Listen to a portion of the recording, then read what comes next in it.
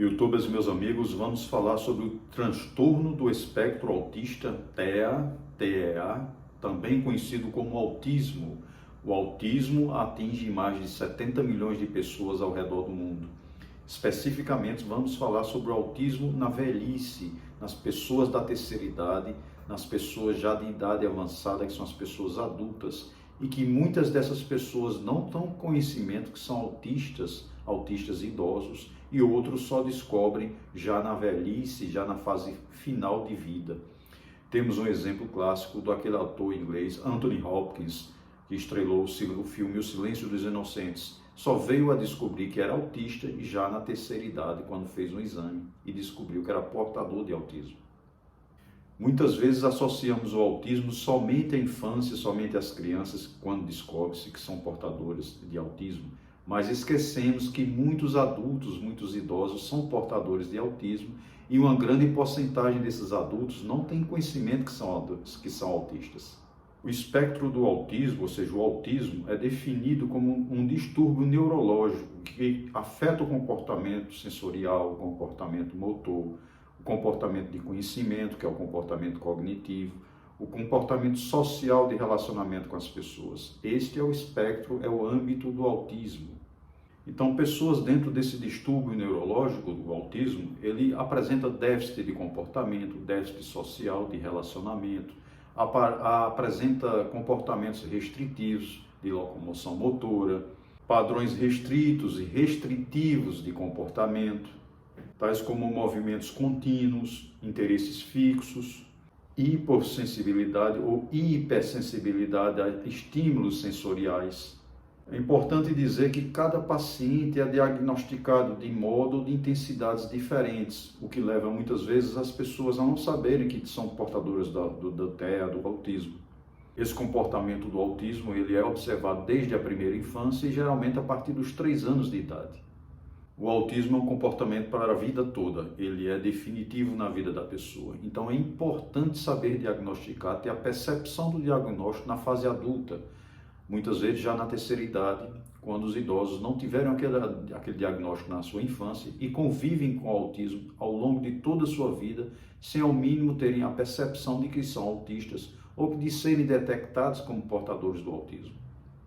É importante saber diagnosticar, perceber o autismo na fase adulta ou na velhice da pessoa. Muitas vezes não há mudança no seu comportamento pessoal ou profissional. Então, alguns sinais são importantes na detecção já durante a fase adulta, já durante a sua velhice. Por exemplo, temos a falta de relacionamento com outras pessoas. Isso é um ponto importante que você já deve ter aquela percepção, aquela sensibilidade de perceber que há algo errado. Se o idoso é recluso, se ele se nega a ter aquele relacionamento contínuo, que seria normal na fase adulta, na fase de idade já avançada, já é uma percepção, é um sinal. Falta de reciprocidade emocional, ou seja, você não sente que o idoso tem aquele sentimento, a recíproca de afeto, de carinho, de amor, de atenção que é dada a ele, que é despendida a ele. Se não há essa reciprocidade, também é estranho, é um sinal de percepção que devemos ter na análise de uma possível detecção do autismo ou não. Outro item importante, uma dificuldade de iniciar ou de manter uma conversa. Ou seja, se o idoso, já naquela idade avançada, ou um adulto já na sua maturidade, próximo à velhice, ele tem essa grande dificuldade de iniciar uma simples conversa, de dar prosseguimento a um diálogo, ou manter aquele diálogo por um certo período de tempo, é outro sinal de alerta, é outro sinal de atenção que devemos ter junto com os outros sinais. Se não há essa percepção, se já não há esse quadro de autismo instalado nesta pessoa que nunca foi detectado. Padrões repetitivos de comportamento e de interesses, esse é um dos grandes sinais do autismo. Se já na fase adulta, já na velhice, você detecta este sinal junto com outros sinais, é um sinal claro, já há um aviso bem claro de alerta que há a percepção de que essa pessoa pode ser portadora, pode ser autista. Outro item bem importante, que seria a inflexibilidade da rotina, ou seja, o adulto, o idoso, ele nega-se a mudar aquela rotina de forma veemente, ou seja, ele não tem interesse nenhum de sair daquela rotina, daquele padrão de vida diário que ele estabeleceu para ele. Se há uma grande resistência dele de mudar o mínimo que seja esse padrão de rotina, Uma viagem nova, um deslocamento novo, frequentar um restaurante, um clube social, um esporte, praticar uma natação, algo assim, uma caminhada. Se ele se mantém irredutível, é um dos grandes sinais de que ele pode ser um portador de autismo. Então, se há uma detecção, se forem detectados esses sinais, no mínimo 1 ou 2 sinais, é importante buscar uma análise, um parecer psicológico, psiquiátrico, para averiguar se há ou não a detecção, se há ou não o autismo naquela pessoa. É de suma importância buscar esses diagnósticos. Uma vez detectado o autismo na fase adulta, na fase já de uma terceira idade, é totalmente diferente o tratamento do que se faria com uma criança na fase inicial.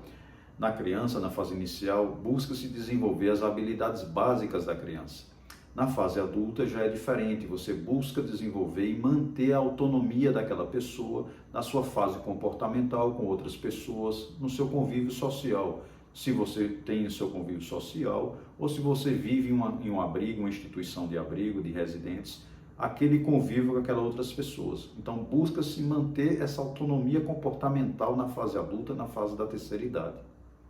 Então, a Organização Mundial de Saúde, ela a considera como intervenções mais inclusivas, mais amplas para o adulto autista, para o idoso autista, aquelas ações que desenvolvem mais o seu cotidiano, como ambientes físicos mais inclusivos, tornando esses ambientes físicos, sociais e de atitudes mais inclusivos para o idoso. E principalmente que esses ambientes sejam de apoio ao idoso autista. É importante mencionar que há poucas pesquisas sobre mudanças comportamentais, mudanças cognitivas de conhecimento ao longo dos anos na pessoa autista. Mas é importante dizer que essas doenças que já são diagnosticadas na fase adulta, como artrose, diabetes, pressão alta, nos idosos que detêm o autismo, estas pessoas já lidam com isso de uma forma diferente, porque o seu comportamento já é diferente. E pode ainda acarretar um distúrbio maior, como por exemplo a informação de uma morte de um familiar próximo, pode desencadear uma série de distúrbios comportamentais numa pessoa autista idosa. Por isso a Organização Mundial de Saúde aconselha um acompanhamento psicoterápico na pessoa já da fase avançada de sua vida, quando é detectada com autismo, para que haja uma amenização, uma diminuição dos efeitos do autismo sobre aquela pessoa idosa, principalmente se houver algum impacto de mudança de ambiente de vida, de mudança social ou de mudança de família sobre aquele idoso autista. Então é importante que, além do acompanhamento psicoterápico para o idoso autista, é interessantíssimo que haja uma participação em atividades extras dia a dia, extra rotineiras da vida daquele autista, como por exemplo a musicoterapia, que auxilia no aplanamento daquele problema, que torna a pessoa mais tranquila, mais suave no seu cotidiano, diminui as dificuldades motoras, de comportamento, sensoriais. Então a musicoterapia é uma atividade extremamente interessante para os idosos autistas. Exercícios físicos, caminhadas, atividades aquáticas como a natação, a hidroterapia, que ajuda de forma grandiosa a diminuir a agressividade, aquele agito do idoso autista. Essas atividades são essenciais para amenizar e manter uma qualidade de vida digna ao idoso autista. Então, familiar, se você é detentor de um idoso que aparentemente está com alguns desses sintomas, que você não tem conhecimento que ele possa ser um idoso autista, busque uma análise, um laudo psicoterápico, psiquiátrico, para que, se uma vez detectado o autismo nesse idoso, você possa iniciar um tratamento de abrandamento comportamental desse idoso, para que ele possa ter uma vida mais suave, já uma cognição, um comportamento de locomoção mais tranquilo, uma atividade esportiva que aplane, que diminua qualquer agressividade desse idoso, que ele possa ter uma qualidade de vida digna e decente. Inscreva-se no canal, ative o sininho, dê aquele like e um grande abraço.